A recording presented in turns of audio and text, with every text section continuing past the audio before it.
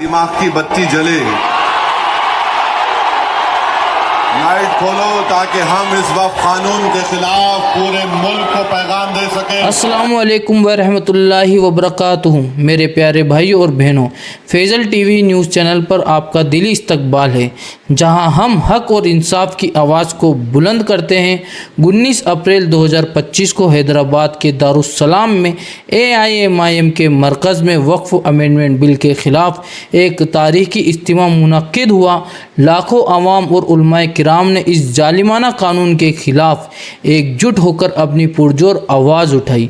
हमारे कायद बैरिस्टर असदुद्दीन ओवैसी साहब और दीगर उलमाओं ने ऐसी जोशीली तकरीरें की कि उन्होंने हर मुसलमान के दिल में इनकलाब का जज्बा जगा दिया और मुसलमानों के दुश्मनों के दिल को हिला दिया। उन्होंने बीजेपी को सख्त ललकारते हुए फरमाया कि हम इस काले कानून को हरगिज़ कबूल नहीं करेंगे। आइए पहले देखते हैं उनकी शानदार तकरीर की एक छोटी सी झलक और फिर हम पेश करेंगे उनकी मुकम्मल तकरीर। ये सिर्फ एक शुरुआत है, आगे भी फैज़ल टीवी न्यूज़ चैनल पर आपको बैरिस्टर असदुद्दीन ओवैसी साहब और दीगर उलमाओं की दारुस्सलाम में दी गई तमाम जोशीली तकरीरें देखने को मिलेगी। हक के लिए आवाज़ उठाइए, इनकलाब जिंदाबाद। तो देखते हैं असद साहब की ये वीडियो।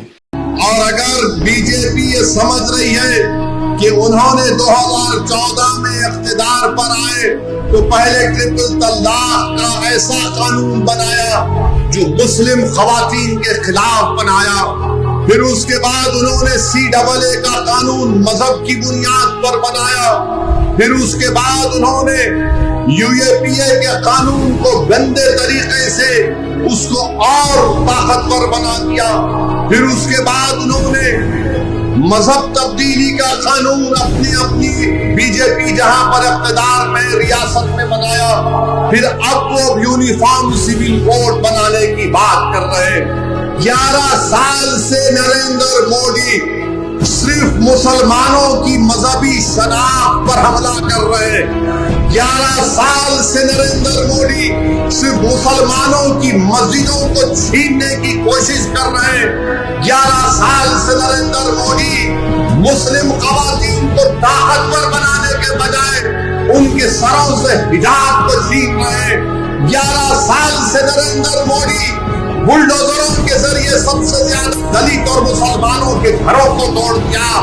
अब यूनिफॉर्म सिविल कोड के नाम पर हमारी शरीयत को हमसे छीनना चाहते हैं।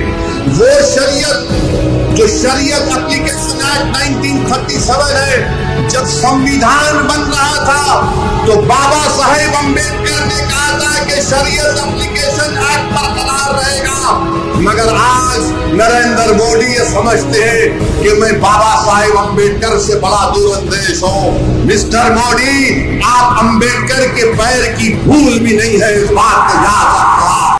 बस एक छोटी सी गुजारिश है, अगर आपको फैजल टीवी की ये सच्ची आवाज पसंद आए तो स्क्रीन पर दिख रहे QR कोड या इस UPI ID पर छोटा सा सहयोग जरूर करें।